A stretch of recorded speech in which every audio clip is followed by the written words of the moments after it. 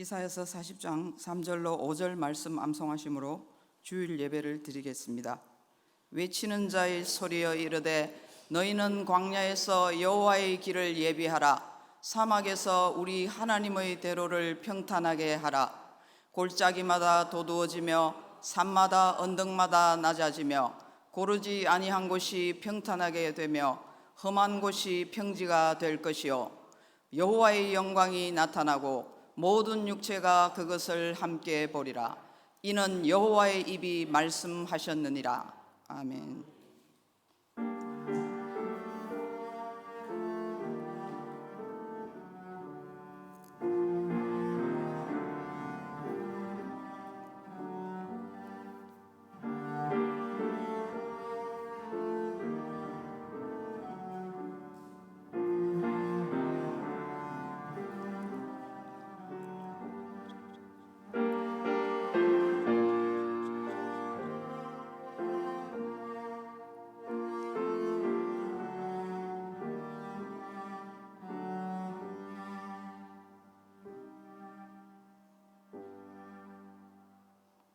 만민들아 우리 하나님을 송축하며 그의 찬양을 들리게 할지어다. 그는 우리 영혼을 살려주시고 우리의 실족함을 허락하지 아니하시는 주시로다. 하나님을 찬송하리로다. 그가 내 기도를 물리치지 아니하시고 그의 인자하심을 내게서 거두지도 아니하셨도다. 아멘. 거룩하신 하나님, 주님의 백성들이 마음과 정성을 다하여 예배하오니 받아 주옵소서. 크신 사랑으로 함께 하셔서 우리 마음을 온전하게 세워주시고 무한하신 은총을 내리셔서 두려움에 떨고 있는 성도들을 구원하여 주옵소서. 걱정과 근심에 쌓인 채 방황하고 있는 자들에게는 성령의 감화를 주셔서 평안을 누리게 하시며 마귀의 유혹을 받고 실족하는 자들에게는 속히 끊을 수 있는 결단을 주옵소서. 저희들 모두 오늘의 예배를 통하여 하늘의 신령한 은혜를 경험하게 하시고 의로운 말씀으로 심지를 굳게 세울 수 있도록 도와주옵소서. 예배의 주관자가 되시는 우리 주 예수님의 이름으로 기원하옵나이다. 아멘. 찬송가 43장입니다.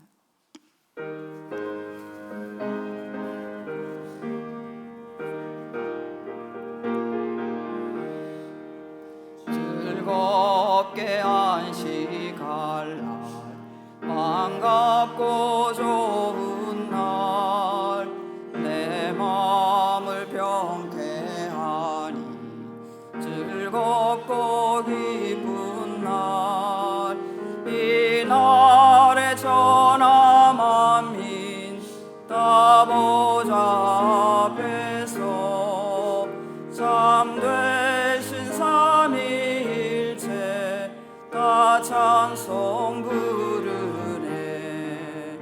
이 날에 하늘에서 새 양식 내리네. 성회로 모이라고 종소리 울리네. 복음의 밝은 빛은 온 세상 비치며 또 영생물이 흘러 시원케 하시네. 이 주일 지킴으로 새 은혜 입어서 영원히 쉬는 곳에 다 올라갑시다. 성부께 찬미하고 성자와 또 성령 참되신 삼위일체 다 찬송 부르세. 아멘.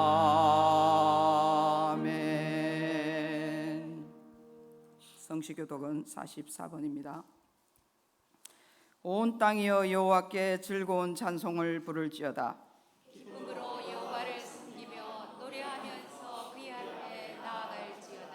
여호와가 우리 하나님이신 줄 너희는 알지어다. 그는 우리를 지으신 이요 우리는 그의 것이니 그의 백성이요 그의 기르시는 양이로다. 감사함으로 그의 문에 들어가며 찬송함으로 그의 궁전에 들어가서 그에게 감사하며 그의 이름을 송축할지어다. 여호와는 선하시니 그의 인자심이 영원하고 그의 성실하심이 대대에 이르리로다. 아멘. 우리의 신앙을 고백하겠습니다. 나는 전능하신 아버지 하나님 천지의 창조주를 믿습니다.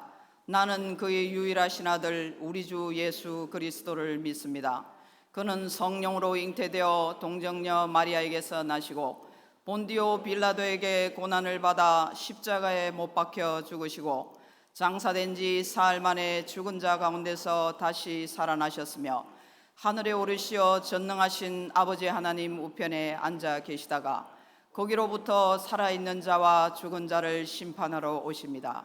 나는 성령을 믿으며 거룩한 공교회와 성도의 교제와 죄를 용서받는 것과 몸의 부활과 영생을 믿습니다. 아멘.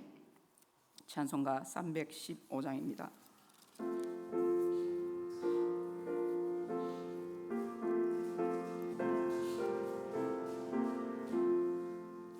내 주 되신 주를 참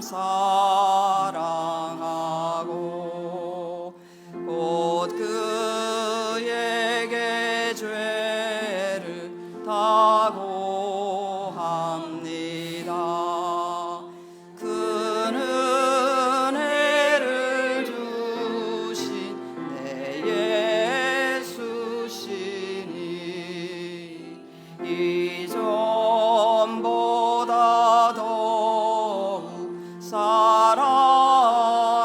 사랑합니다. 주 날 사랑하사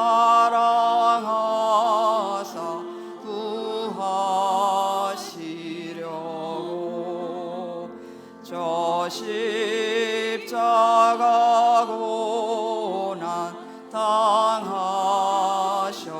당하셨도다. 그가 시관 쓰신 내 주 배오니 이전보다 더욱 사랑합니다. 내 평생에 힘쓸 그 큰 의무는 주 예수의 덕을 늘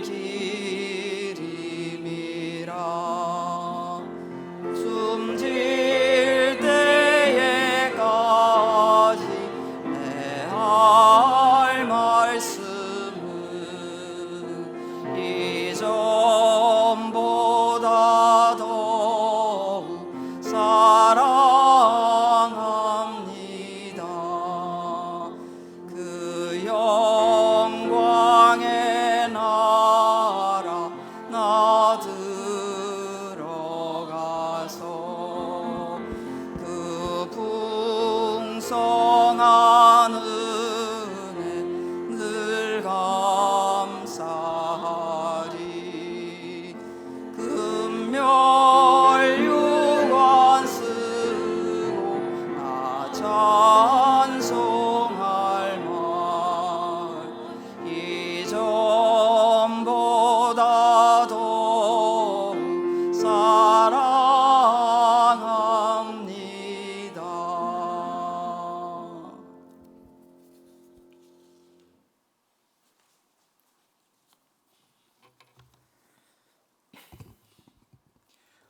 온 하늘과 땅 위의 만물을 창조하시고 그 생사화복의 주권을 가지신 놀라운 능력의 하나님께 찬양과 영광을 돌립니다.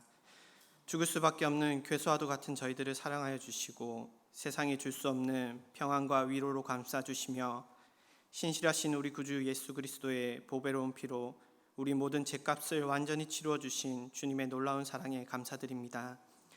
그 사랑에도 불구하고 우리는 아직도 갈피를 못 잡고 세상과 하나님의 품 안에 양다리를 걸치고는 나의 입맛에 맞게 이리로 갔다가 저리로 갔다 하며 하나님 아버지의 마음을 아프게 하고 있음을 고백합니다. 하나님의 뜻이 아닌 나의 생각과 뜻에 맞춰 살아왔음을 고백합니다. 주님 용서하여 주시옵소서. 오직 하나님의 영광을 위해 지은 바 되었은즉 그 뜻에 맞게 살아야 함에도 불구하고 나의 뜻과 의지가 앞서기에 내가 판단하여 아닌 것은 목에 칼이 들어와도 아님을 고수하며 주님 앞에 엎드리는 겸손함이 없이 나의 자존심만으로 주님 앞에 나왔으니 용서하여 주시고 온전한 주의 뜻을 구하고 막힌 담을 허무사 평안을 허락하여 주신 주님의 마음을 본받아 사랑과 권면과 화평만이 가득한 우리 교회 되게 하여 주시옵소서. 참으로 우리 구원을 위해 합력하여 일하시는 삼위일체의 하나님을 찬양합니다. 우리가 무엇이기에 마귀의 모든 권세에서 풀어주시고 성령님을 통해 영생을 보증해 주시며 그리스도를 위해 살도록 준비시키시는지 그 은혜에 무한 감사드립니다. 우리의 삶이 세상과 구분되어지는 것이 아닌 구별되어져 그 속에서 그리스도의 온전한 사랑과 진리를 전하며 그리스도의 복음을 전할 수 있는 주님의 자녀 되게 하여 주시옵소서. 지속되어져 가는 코로나 사태로 인해 비대면 예배로 나아갑니다. 이 속에서 우리가 해야 할 것을 찾아가게 하시고 우리의 죄를 자복하고 엎드려 더욱더 기도하며 나아가게 하시고 이 혼탁하여진 세상이 진리의 말씀 앞에 무릎 꿇을 수 있도록 역사하여 주시옵소서. 각 직장, 사업, 가정이 어려워진 곳이 있다면 위로하여 주시고 주님의 손길이 그곳을 만져주시길 간구합니다. 연로하신 어르신들의 건강을 더욱더 지켜주시사 무탈할 수 있게 보호하여 주시옵소서.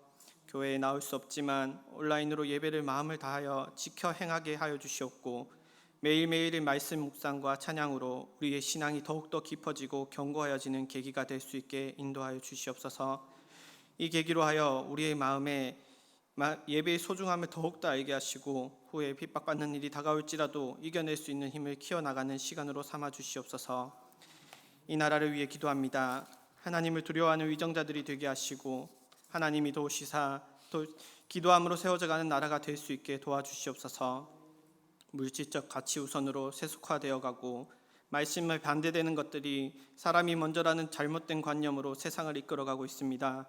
주님, 깨어진 우리에게 먼저 기도하게 하시고 온전히 하나님이 먼저이고 하나님 뜻 안에서 살아감이 당연함을 깨닫는 이 나라가 되게 하여 주시옵소서.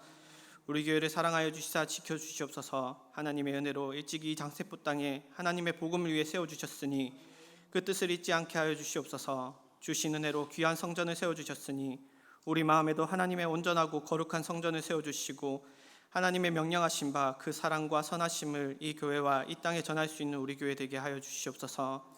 사랑하는 자들이 모인 이 교회에 악의 무리가 틈타지 않게 하여 주시고 내 뜻, 내 생각보다는 예수님이라면 어떻게 하실까라는 생각으로 합력하여 선을 이루는 주의 복된 교회 되게 하여 주시옵소서. 은혜의 때가 이르러 이 힘든 상황 속에서도 말씀 보기를 즐겨하며 묵상하기를 기뻐하고 찬양하기를 힘쓰는 이 교회에 축복하여 주시사 여기서 멈추지 않고 더욱더 정진하여 온전히 기독교적 가치관을 가진 자들로 꽉 찬 우리 교회 되게 하여 주시옵소서. 단위에 서신 전성호 목사님 기억하시사 힘 주시옵소서. 주님의 말씀으로 우리에게 선포하실 때 성령님의 함께 하심으로 거룩하고 온전한 하나님의 말씀을 전할 수 있도록 인도하여 주시옵소서. 모든 것으로 채워주시사 사역에 부족함이 없도록 인도하여 주시고 바울과 같이 하나님 앞에 거릴 것 없는 당당함으로 세상의 모든 것을 의식하지 않고 온전한 성과 덕을 세워나가는 목사님들에게 인도하여 주시옵소서. 함께 예배하며 나가는 어린 영혼들, 젊은 청년들, 장년들, 어르신들 모두 지켜주시고 하나님의 사랑을 고백하며 주를 볼 수 있는 믿음의 자녀들에게 성령님 인도하여 주시옵소서. 우리의 사랑을 고백하여 드립니다. 사랑합니다. 감사합니다. 우리를 사랑하여 주신 우리 구주 예수 그리스도의 이름으로 기도드립니다. 아멘.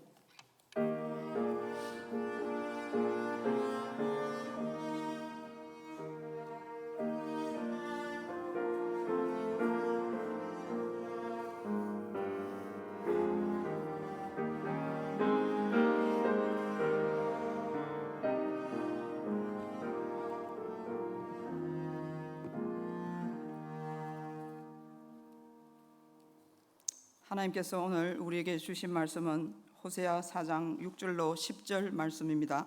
한 절씩 교독하시고 마지막 절은 함께 합니다. 내 백성이 지식이 없으므로 망하는도다. 내가 지식을 버렸으니 나도 너를 버려 내 제사장이 되지 못하게 할 것이요 내가 내 하나님의 율법을 잊었으니 나도 내 자녀들을 잊어버리리라. 그들은 번성할수록 내게 범죄하니 내가 그들의 영화를 변하여 욕이 되게 하리라. 그들이 내 백성의 속죄 제물을 먹고 그 마음을 그들의 죄악에 두는도다.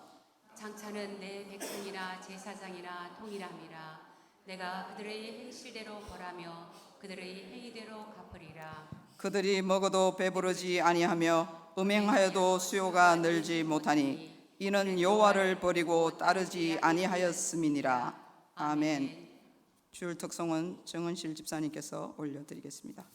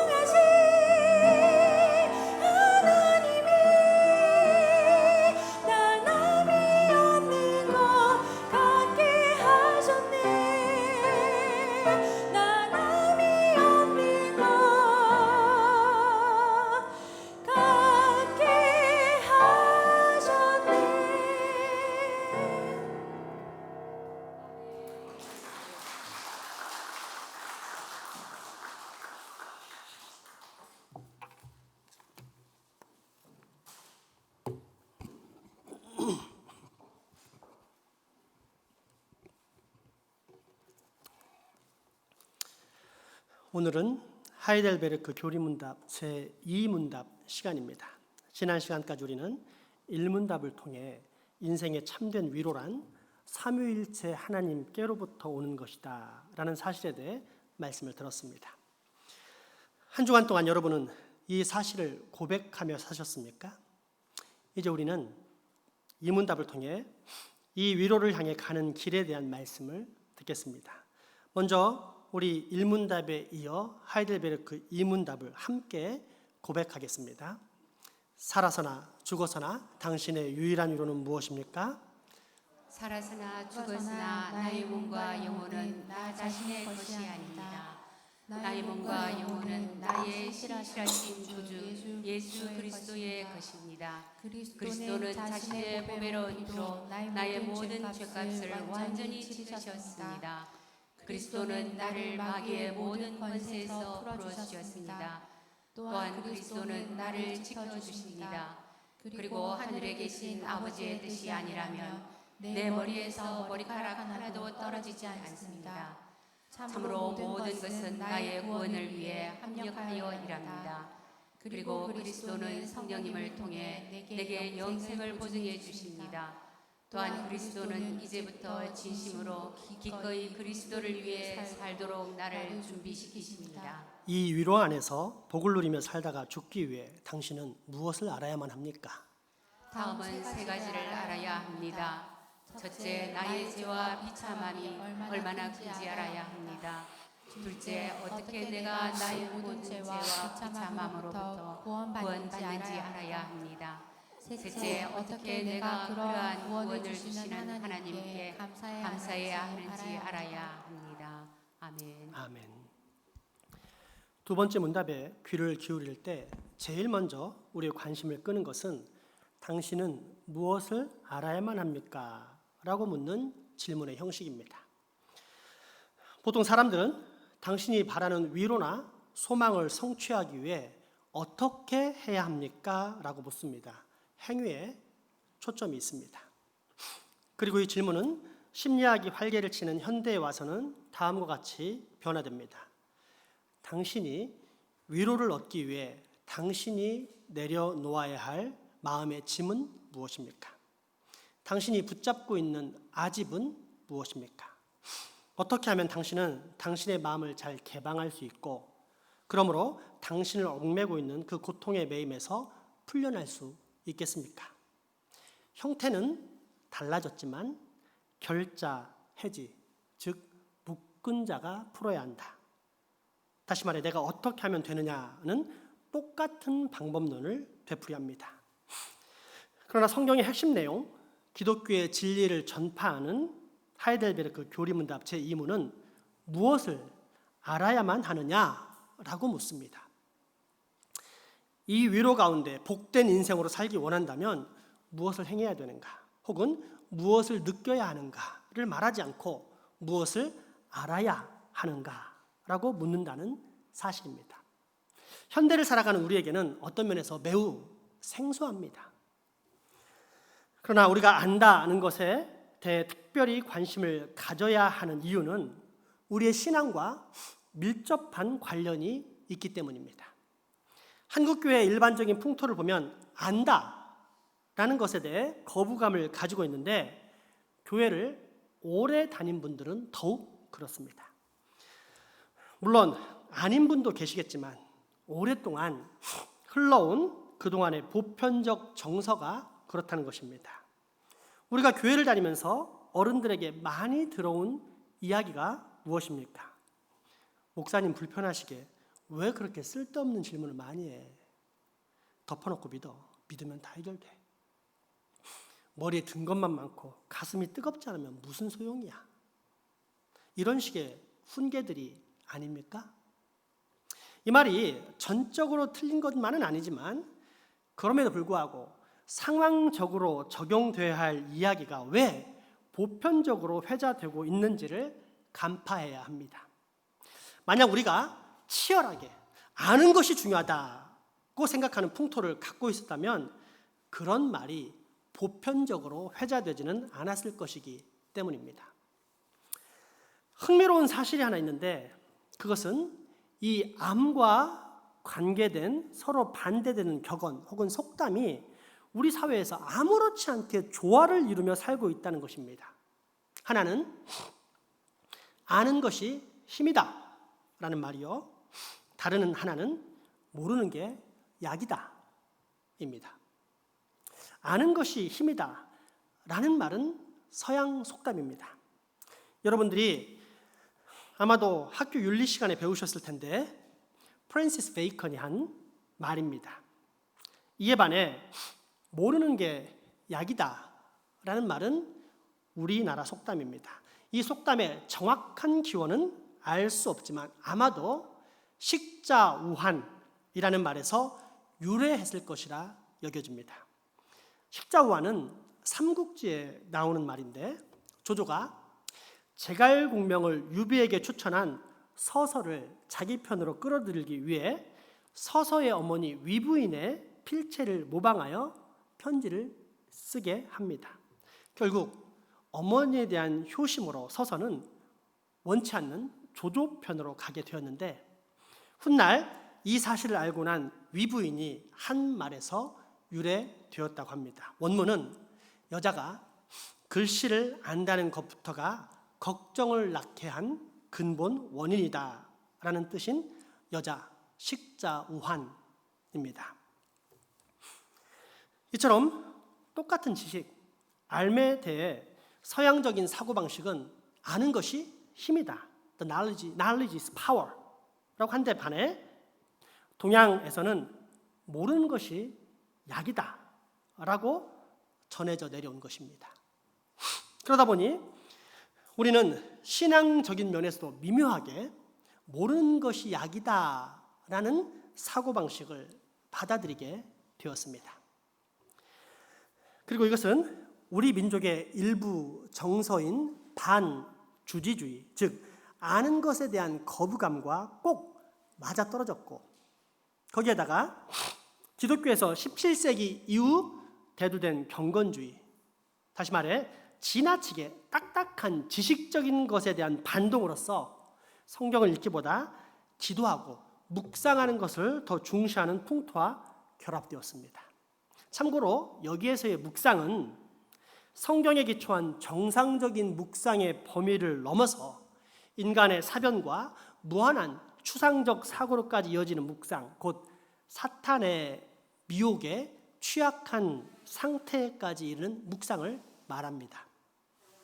아무튼 그래서 일반적으로 한국교회 교인들, 특별히 목회자들은 성도들이 무엇인가를 자꾸 캐물으려고 하는 것에 대해 매우 민감한 반응을 넘어 반감을 보이기까지 했습니다. 그래서 은근히 때로는 명시적으로 교인들에게 다음과 같이 교육했습니다.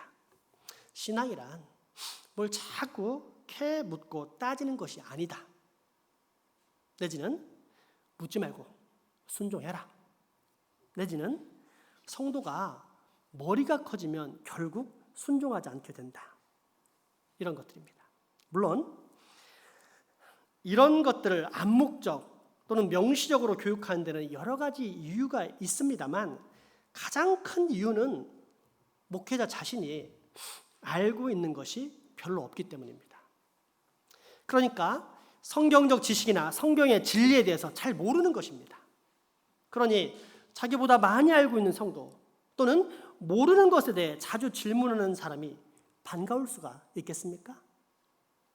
때문에 그처럼 타이틀, 나는 목사야, 나는 목회자야 라는 직분의 권위로서 다스립니다. 성도란 연로함의 순서나 교회의 직분으로 다스려지는 것이 아니라 거룩한 성경의 권위로 다스려지는 사람을 일컫는 것인데 말입니다. 더불어 성도가 머리가 커지면 결국 순종하지 않게 된다라는 말은 잘못된 교리에 관계된 것으로서 잘못된 교리를 가진 성도가 목회자를 배척한다라는 뜻입니다. 요즘 교인들을 보면 얼마나 정보가 빠릅니까? 그래서 자신이 선호하는 각종 기독교 단체나 선교 집회 또는 인터넷을 통해서 이런저런 이야기들을 취합해 자기만의 신학을 갖추는데 기민합니다. 문제는 이런 사람들이 그렇게 형성된 짬뽕 신학을 가지고 자기만 가지고 있으면 되는데 교회에 와서 성도들에게 가르칠 뿐 아니라 자신과 다른 가르침이나 설교를 하는 목사에게까지 주장하면서 충돌하고 배척한다는 현실입니다. 그러면 어떻게 됩니까? 아볼로파, 바울파, 베드로파, 예수파로 나뉘어 분열을 일으켰던 고린도 교회처럼 목사파, 장로파, 안수집사파, 권사파, 나는 이도저도 아닌 중간파다라고 나뉘는 분열 교회가 탄생하게 됩니다. 성경 속에 나타나는 교회의 분열이 똑같이 현대에도 반복되는 것입니다. 그런데 이때 분열의 원인이 무엇이었습니까? 신학, 자신이 알게 된 하나님 신앙, 아니 더 정확히 말하자면 성경이 가르치는 진리와는 다른 자기만의 신념, 곧 잘못된 교리가 그 원인입니다. 그런데 이것을 역으로 생각해서 다음과 같은 질문을 할 수도 있습니다. 다시 말해, 다른 교리가 아닌 하나된 진리, 건강하고 올바른 성경의 교리를 교인들이 많이 알게 된다면 어떻게 될까요? 라는 질문입니다.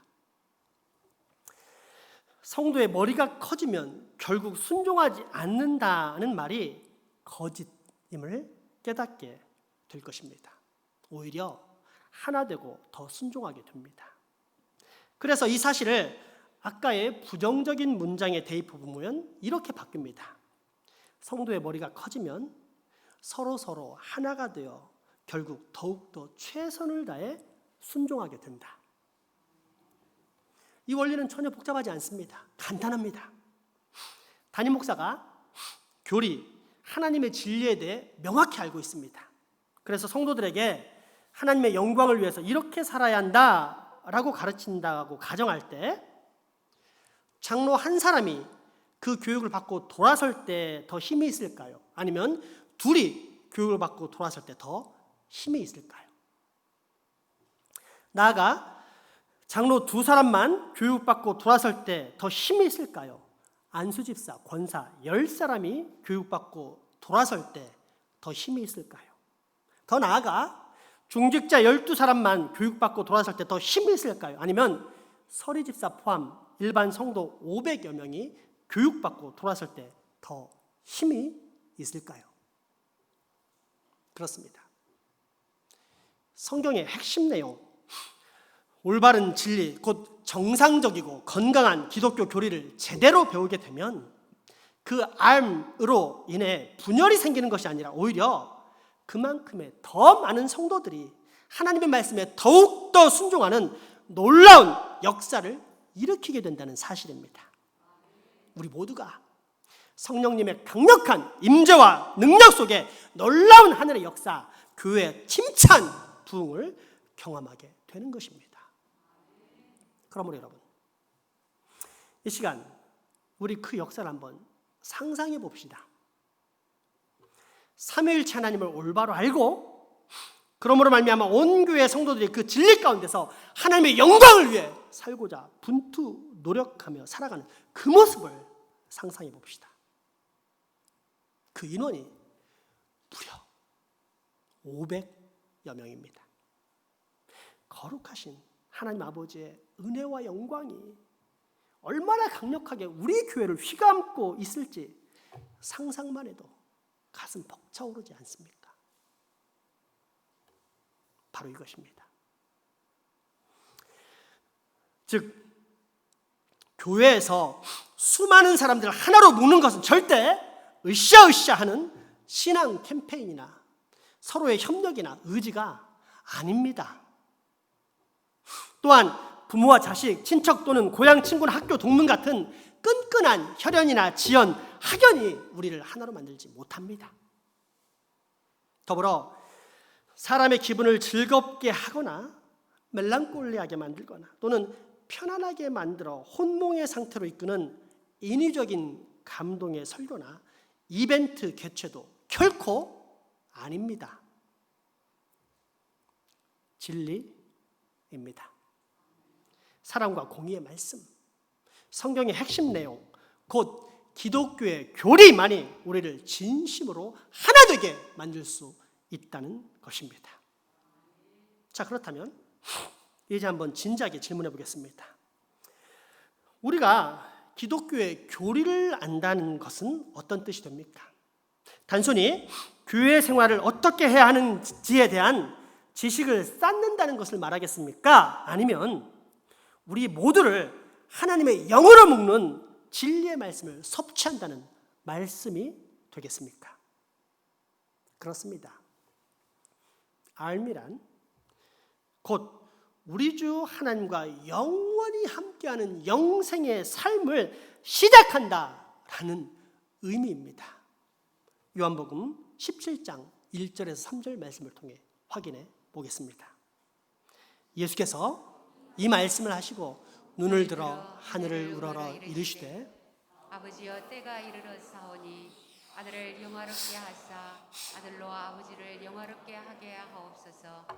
아버지께서 아들에게 주신 모든 사람에게 영생을 주게 하시려고 만민을 다스리는 권세를 아들에게 주셨음이로소이다. 영생은 곧 유일하신 참 하나님과 그가 보내신 자 예수 그리스도를 아는 것이니이다. 아멘. 그리고 오늘 본문 호세아 4장 6절에서 10절 말씀입니다.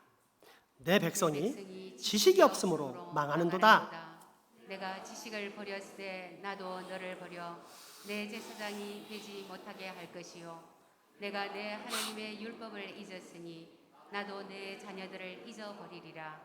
그들은 번성할수록 내게 범죄하니 내가 그들의 영화를 변하여 욕이 되게 하리라. 그들이 내 백성의 속죄 제물을 먹고 그 마음을 그들의 죄악에 두는도다. 장차는 백성이나 제사장이나 동일함이라.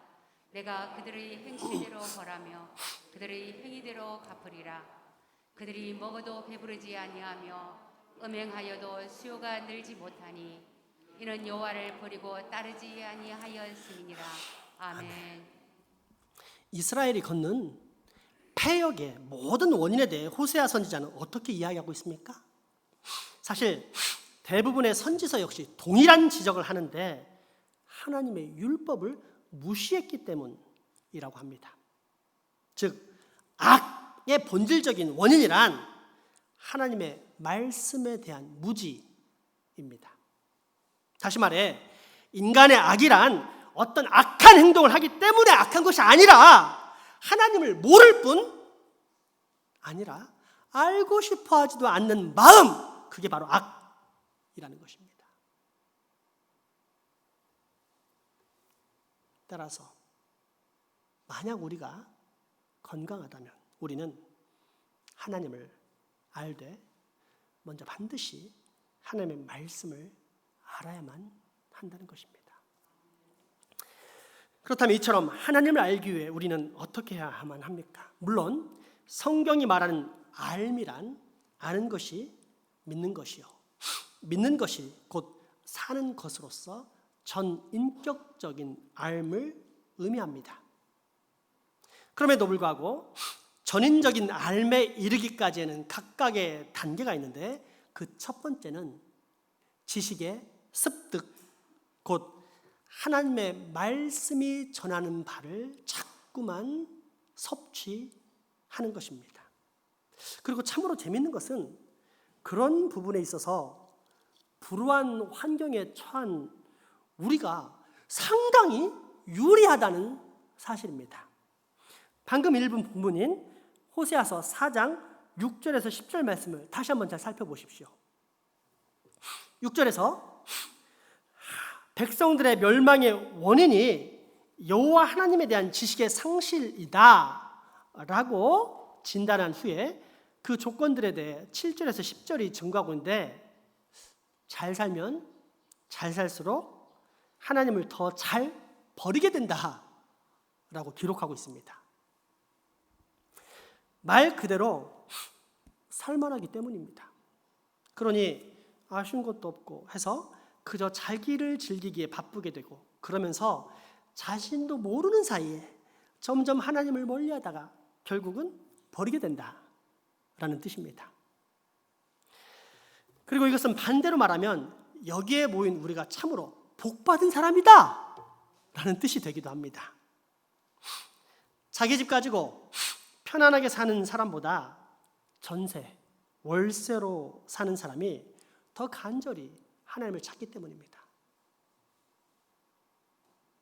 재산이 많고 부유한 사람보다 빚에 허덕이면서 씨름하는 사람이 더 간절히 하나님을 찾기 때문입니다.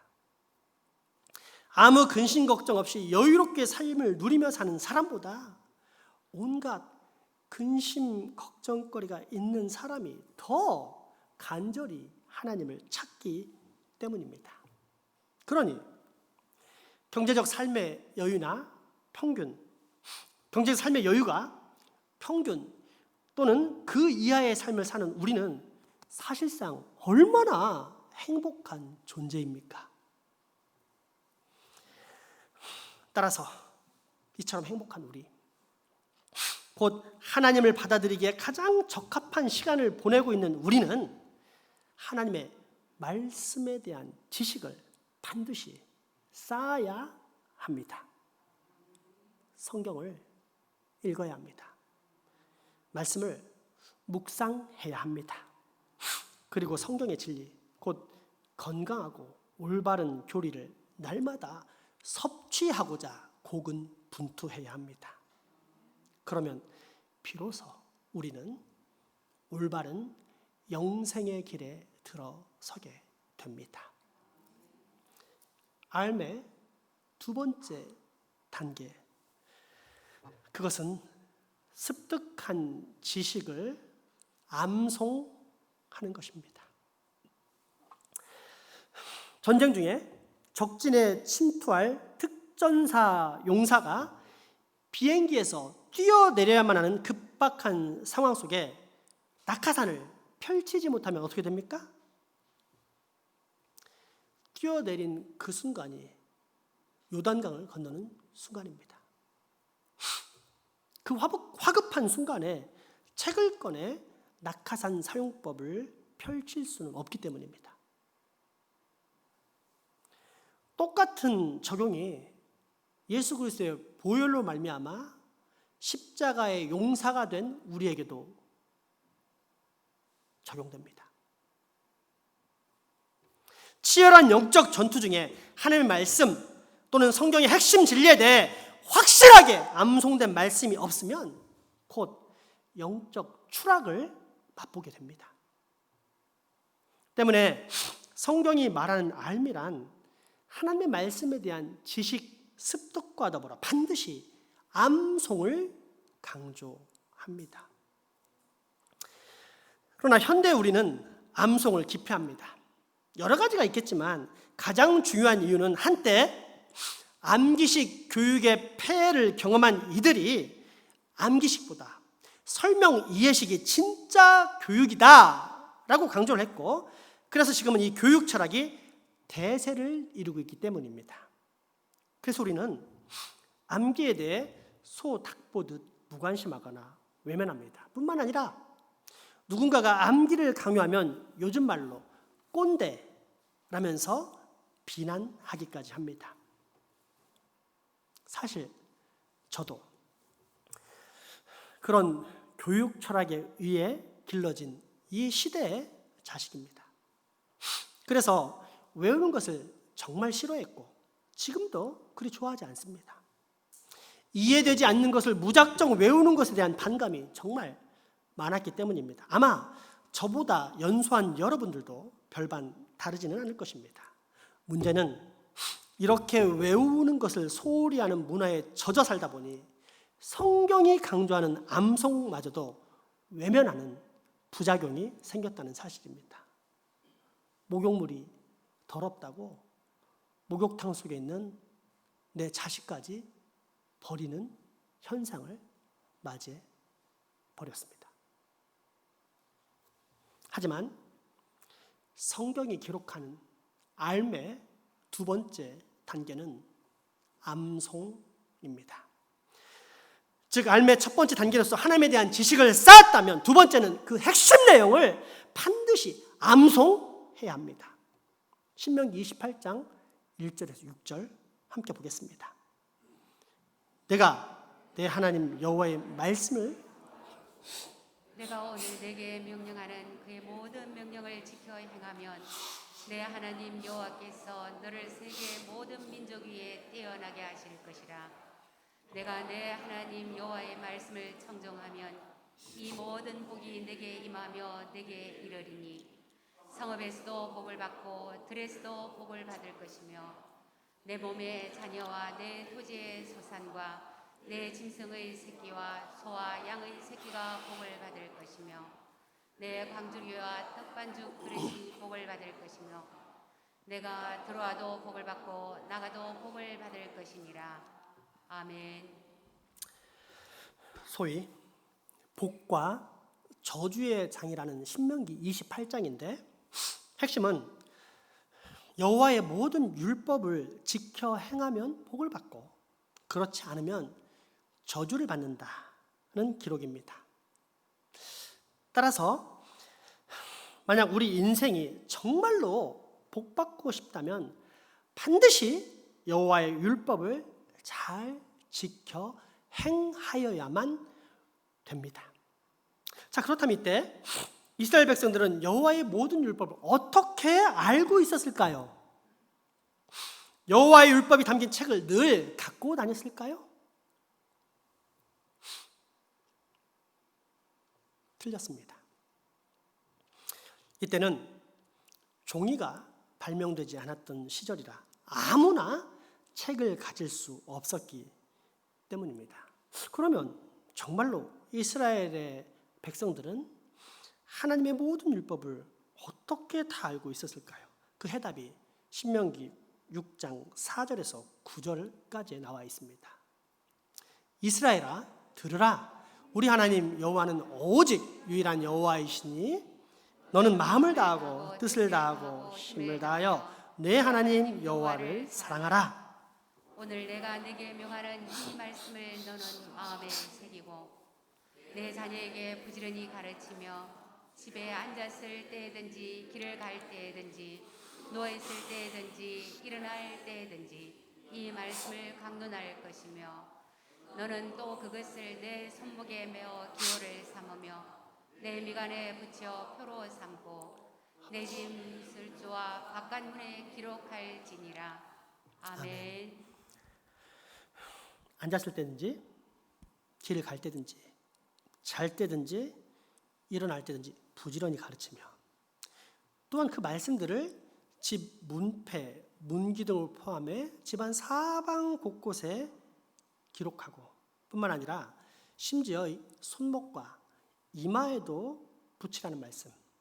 무엇보다도 마음에 새기라는 말씀은 그 율법을 이해만 하라는 뜻입니까? 아니면 외우라는 뜻입니까? 암송, 완전히 외우라는 뜻입니다. 그리고 이것은 하나님의 말씀, 하나님의 명령입니다. 그런데 우리 삶은 어떻습니까?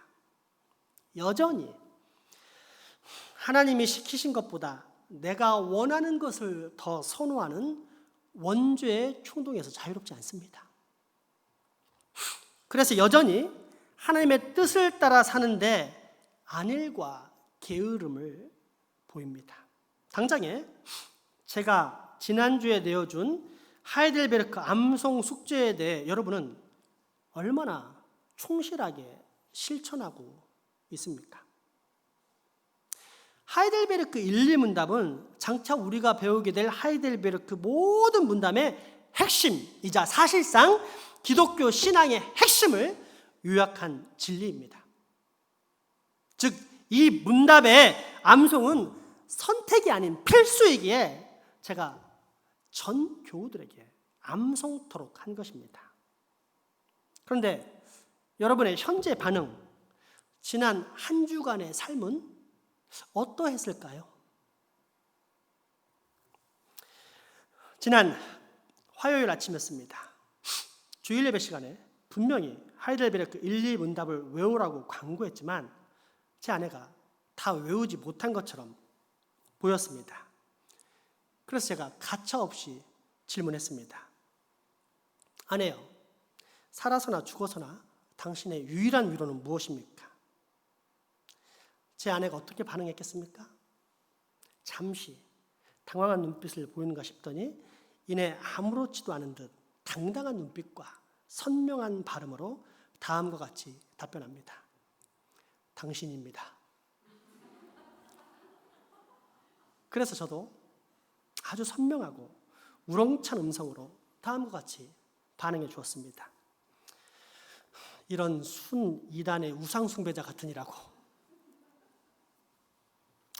아마도 제 아내의 이야기를 들으면서 상당히 많은 분들이 이런 생각을 품을 것입니다. 야, 역시 사모님이다. 우리에게 큰 위로를 주는구나. 맞습니다. 여러분에게 위로를 주기 위해서 제가 이 이야기를 꺼냈습니다.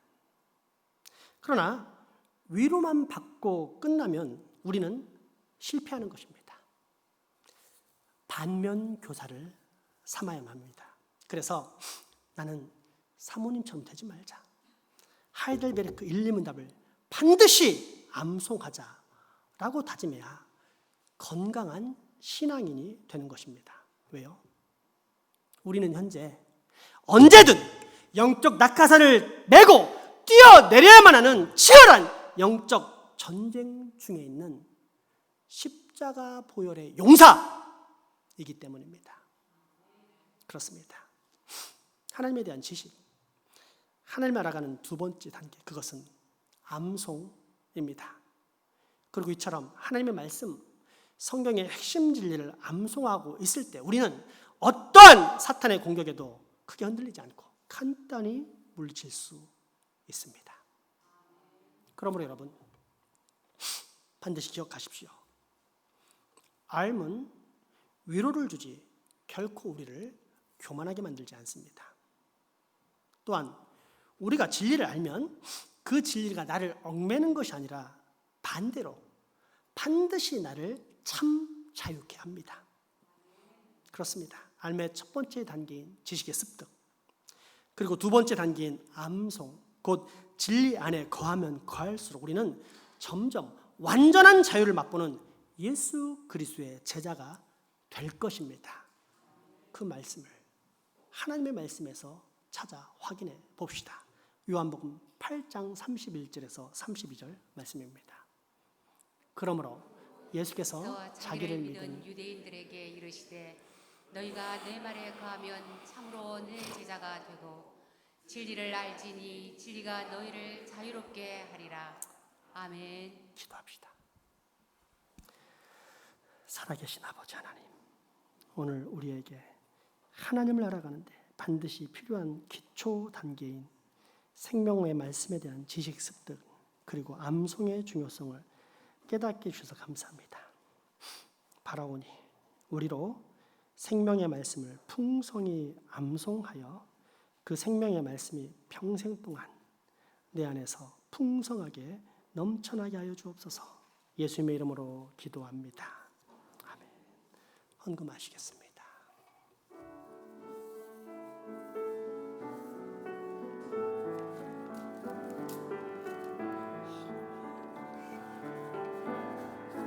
내게 있는 양유 값주게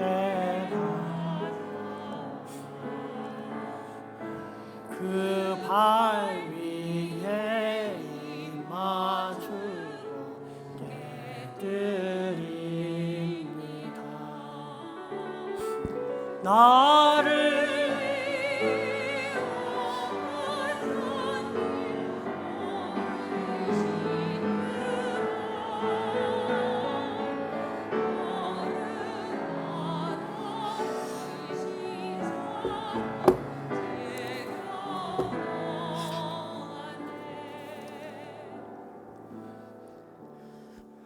늘 베풀기를 기뻐하실 뿐 아니라 공급하시는 것을 즐거워하시는 아버지 하나님, 오늘도 우리에게 이렇게 풍성하게 공급하여 주시고 또한 우리로 그 은혜를 기억하게 하시어 드릴 수 있게 하시니 감사합니다.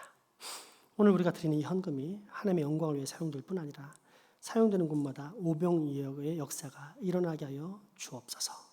아버지 은혜 감사하여 마음과 정성과 물질을 바친 모든 주의 자녀들에게도 예배하신 주님의 복이 임하게 하여 주옵소서. 물질적 곤핍에 있는 자는 경제적 형통을, 사람에 대한 그리움과 외로움에 쌓이는 얘기는 관계의 풍성함을, 미래와 진로의 문제로 고민하는 얘기는 확실한 인도하심을, 영적인 갈급과 공허 가운데 놓인 이들에게는 영원한 생수 되시는 영생의 예수 그리스도의 임재와 동행을 경험케 하여 주옵소서.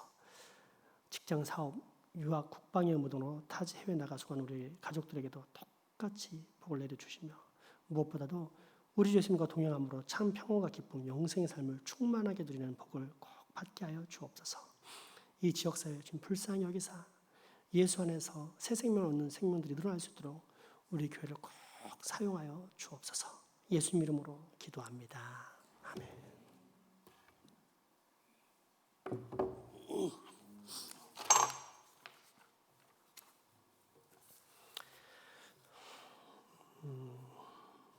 당분간 온라인 예배를 지속합니다.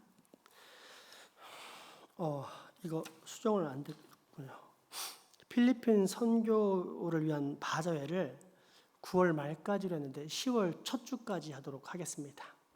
왜냐하면 오고 싶어도 올 수 없는 교우들이 많은데 이제 명절 때가 되면 교회에 쉬는 날이 있기 때문에 교회에 올 수 있는 분들이 있을 것 같습니다. 이제 그분들이 와서 필리핀 선교를 위해서 나도 한번 이렇게 후원을 하고 싶다라는 마음으로 바자에 참석할 수 있도록 그 일을 진행하는 것입니다. 그런 분들을 소외되지 않고 하려는 게 목적이지 물건을 많이 팔려는 게 절대 목적이 아닙니다. 그래서 할 수만 있으면 하나님의 영광을 위한 일에 꼭 참여하셨길 바랍니다. 특별히 명절 때는 쉬는 날이 있기 때문에 오셔서 이렇게 참여해 주시기 부탁드리겠습니다. 그리고 10월 첫 주가 지나면 다 정리해 주시기 바랍니다. 첫 주가 지나면 그 이후로는 다 정리 부탁드리겠습니다.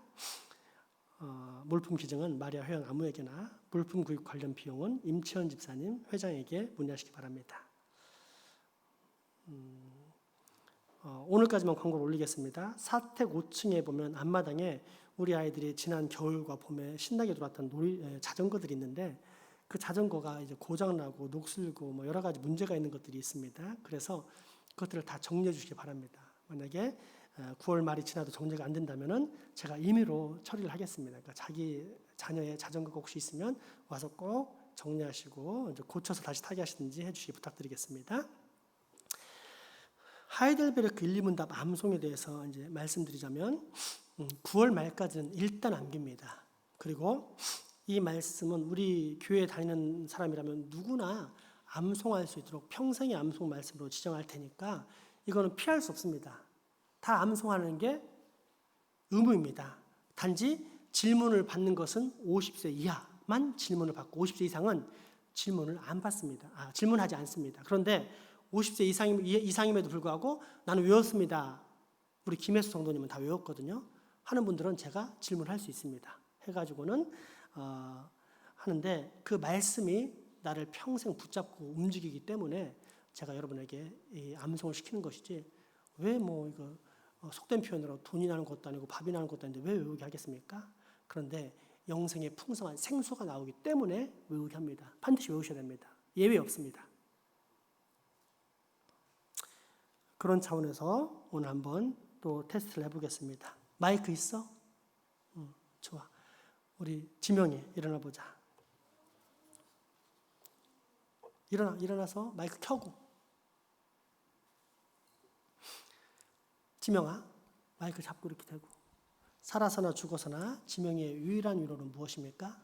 살아서나 죽어서는 나의 잠깐 더 정확히 대고 크게. 살아서나 죽어서는 나의 몸과 영혼은 나 자신의 것이 아닙니다. 나의 몸과 영혼은 나의 신실하신 구주 예수 그리스도의 것입니다. 그리스도는 자신의 보배로운 피로 나의 모든 죄값을 완전히 치르셨습니다. 그리스도는 나를 마귀의 모든 권세에서 풀어주셨습니다. 또한 그리스도는 나를 지켜주십니다. 그리고 하늘에 계신 아버지의 뜻이 아니라면 내 머리에서 머리카락 하나도 떨어지지 않습니다. 말하지 마. 또한 그리스도는 나를 지켜주십니다. 그리고 하늘에 계신 아버지의 뜻이 아니라면 내 머릿속 머리카락 하나도 떨어지지 않습니다. 참으로 모든 것은 나의 구원을 위해 합력하여 일합니다. 그리고 그리스도 성령님을 통해 내게 영생을 보증해 주십니다. 또한 그리스도는 이제부터 진심으로 기꺼이 그리스도를 위해 살도록 나를 준비시키십니다. 아멘. 자, 소명아, 이 위로 안에서 복을 누리며 살다가 죽기 위해 소명이는 무엇을 알아야만 합니까? 일어나서 세 가지를 알아야만 합니다. 첫째, 나의 죄와 비참함이 얼마나 큰지 알아야 합니다. 둘째, 어떻게 내가 너의 모든 죄와 비참함으로부터 구원받는지 알아야 합니다. 셋째, 어떻게 내가 그러한 구원을 주시는 하나님께 감사해야 하는지 알아야 합니다. 아멘. 우리 큰 박수 한번 보내주겠습니다. 이 말씀은 평생에 내 영혼의 나침판입니다. 어릴 때 알면 알수록 또 암기하면 알수록 좋습니다. 그래서 이제 은성이 그 다음에 우리 지명이 소명이는 합격이기 때문에 누구에게나 질문할 자격이 주어집니다. 하지만 자기 가족에게만 질문하시기 바랍니다. 왜냐하면 우리의 지식은 많이 알아서 남을 정죄하고 또 비방하는 데 쓰이는 것이 아니라 그런 어떤 잘못된 영적 무기가 아니라 아주 고귀한 영적 무기로서 자기의 가족을 찔러서 그 영혼의 생명을 살리는 데 쓰이는 아주 거룩한 무기입니다. 그러니까 남은 신경 쓰지 말고 특별히 우리 지명이 소명이는 맨날 놀고 싶은데 엄마가 매일매일 성경 읽자고 이렇게 괴롭히잖아. 그러면 그때 엄마 살아서나 죽어서나 엄마의 유일한 위로는 무엇입니까? 라고 물어보면 됩니다. 아시겠죠? 네, 그렇게 해서 서로 살아가는 여러분 되시기 바랍니다. 다음 주도 비대면 예배 드리는데 미리 이제 광고 드리자면 다음 주 지나면 추석이고 온 가족이 전국 각지로 이렇게 하나가 되기 때문에 소위 말하는 잠복기가 열흘에서 2주 정도 된다고 하니까 다음 주를 지나서 그 다음 주 10월 첫째 주, 둘째 주는 우리 관리부장인 장로님이 정하는 인원 외에는 아무도 나오시면 안 됩니다. 그래서 이번에는 나오고 싶어도 10월 첫째 주, 둘째 주에는 아무도 나오시기 말 바랍니다. 딱 지정하는 인원만 나와서 예배를 드리도록 하겠습니다. 또한 그때 여러분은 나는 정말 예배당에 가서 예배를 드리고 싶은데 피곤하게 인터넷 보고 휴대폰 보고 예배 드리냐 이제 이런 생각으로 마지못해 예배를 드리지 말고 하나님의 말씀에 불순종하로 말미암아 이스라엘 예루살렘 성전을 뺏겨서 70년 동안 바벨론에 끌려가서 하나님의 성전을 그리워했던 그 이스라엘 백성들의 마음을 한번 헤아려 보시기 바랍니다. 그리고 난 다음에 3주차에 나와서 예배하시기 바랍니다. 그러면 이스라엘의 모든 역사가 결국은 나의 역사였구나 라고 여러분이 큰 감격을 얻을 수 있을 것입니다. 그렇게 하시고 아무리 나오고 싶어도 10월 첫째 주, 둘째 주는 꼭 나오시지 않도록 협조를 부탁드리겠습니다. 우리 이남조 집사님 성모양병원에 계시고 김서희 전사님 암 투병 중에 있는데 꼭 기도해 주시기 부탁드리겠습니다. 우리 마지막 찬양 하시겠습니다.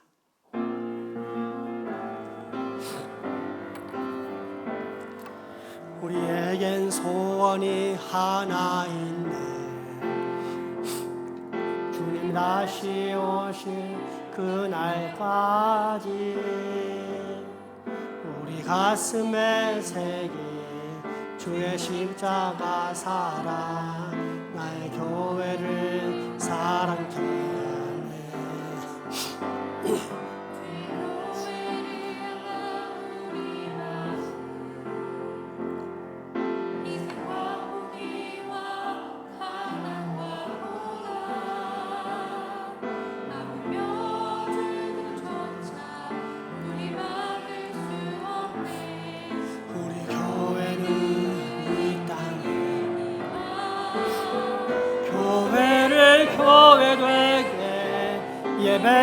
예배되게 우리 사용하소서. 진정한 부흥의 날 오늘 임하도록 우리 사용하소서. 성령 안에 예배하리라 자유의 마음으로 사랑으로 사역하리라. 교회는 생명이니 교회를 교회되게 예배를 예배되게 우리 사용하소서. 진정한 부흥의 날 오늘 임하도록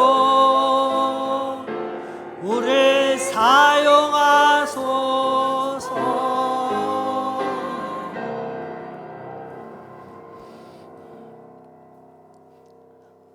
우리 주 예수 그리스도의 은혜와 하나님의 크신 사랑과 성령님의 교통하심이 이제 후로 하나님을 알되 전심을 다해 하나님의 말씀을 알아가며 살겠다라고 다짐하고 결단하는 여기 모인 모든 주의 자녀들의 머리 위와 가정, 이웃 그리고 후손들에게 지금부터 영원토록 함께 하시기를 간절히 축원하옵나이다. 아멘.